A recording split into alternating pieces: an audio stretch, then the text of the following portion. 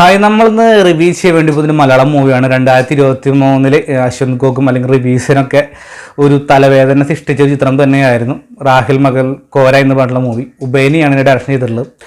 അതുകൊണ്ട് തന്നെ നെഗറ്റീവ് പേര് പറഞ്ഞ് സിനിമ റിവ്യൂകളെല്ലാം 7 ദിവസം കഴിഞ്ഞ് വിലക്കണം അല്ലെങ്കിൽ ഒരു കട്ടിംഗ് പേപ്പറൊക്കെ ഇട്ട് ന്യൂസിലൊക്കെ പ്രചരിപ്പിക്കുകയൊക്കെ ചെയ്തുള്ള വ്യക്തി തന്നെയാണ്.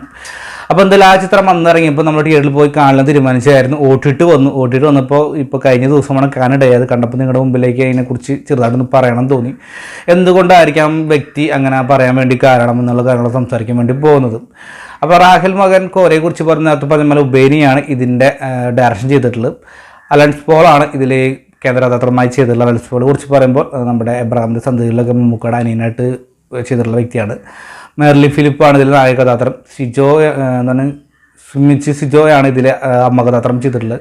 വിജയകുമാർ ഉണ്ട്, അതുപോലെ തന്നെ അൽത്താഫ് തുടങ്ങിയവരൊക്കെ പ്രധാന താരങ്ങളായി വന്നിട്ടുള്ളത് ഇതാണ് തന്നെയാണ് റാഹിൽ മകനും കോര.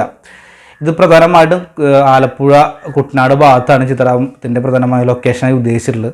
ഒരു കണ്ടക്ടർ കഥയാണ് മുന്നോട്ട് പോയിട്ടുള്ളത്. നമ്മുടെ കഥാനായക ഒരു കണ്ടക്ടറായിട്ട് വർക്ക് ചെയ്ത സമയമായിരിക്കും നമ്മുടെ നായകൻ PSC നിയമനം പോലും അവിടേക്ക് ജോലി വരുന്നു. പിന്നീട് നമ്മുടെ നായകയുടെ ജോലി പോകുന്നു, നമുക്ക് കറിഞ്ഞ് പോകുന്നു. പിന്നെ 2 പേര് ശത്രുക്കളാവുന്നു.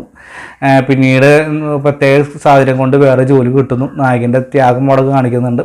അങ്ങനെ നായക ജോലി കിട്ടുന്നു. അതിനിടയ്ക്ക് ജാതിയുടെ പ്രശ്നം, ഹിന്ദു ക്രിസ്ത്യനുള്ള പ്രശ്നങ്ങൾ, കുടുംബങ്ങളുടെ അല്ലെങ്കിൽ കുടുംബ ഉത്തരവാദിത്തം തലയ്ക്ക് പിടിച്ച് നടക്കുന്ന നായിക, ഉത്തരവാദിത്തം പുറമെയുള്ള നായിക മനഃപൂർവ്വം ഒഴിഞ്ഞു മാറുന്നു, പ്രണയത്തിലാവുന്നു, പ്രശ്നങ്ങളും കാര്യങ്ങളൊക്കെ ആയിട്ട് ആകെ മൊത്തം മുറിഞ്ഞ പ്രശ്നമൊക്കെയാണ് കഥയിൽ ഉദ്ദേശിച്ചിട്ടുള്ളത്.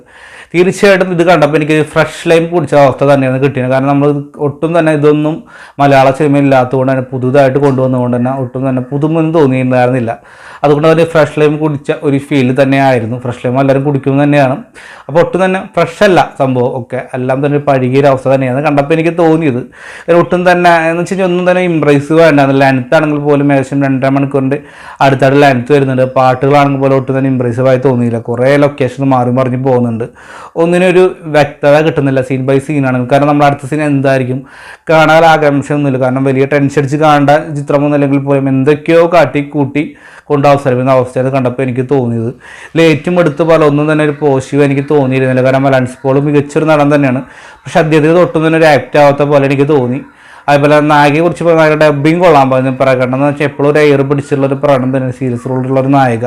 അൽത്താഫായിരുന്നു ഏറ്റവും കൂടുതൽ വെറുപ്പിക്കുന്ന ഒരു അവസ്ഥയിൽ ഒരു രാഷ്ട്രീയക്കാരൻ തന്നെ. തുടക്കം മുതൽ കീട്ടക്കേസും കൊണ്ടാണ് ഇത്തരം തുടങ്ങുന്നത് തന്നെ. അവിടെ അപ്പിട്ട് നാട്ടിച്ചില്ല, ഇവിടെ നാട്ടിക്കുന്നൊക്കെ പറഞ്ഞിട്ടുള്ള കുറേ ഡയലോഗ് എവിടെ നിന്ന് മാത്രം കിട്ടുന്നു ഇത്ര ഇതിൻ്റെ ഡയലോഗും കാരണമൊക്കെ മാത്രം ആലോചിച്ചിട്ട് മനസ്സിലാവാത്തത്.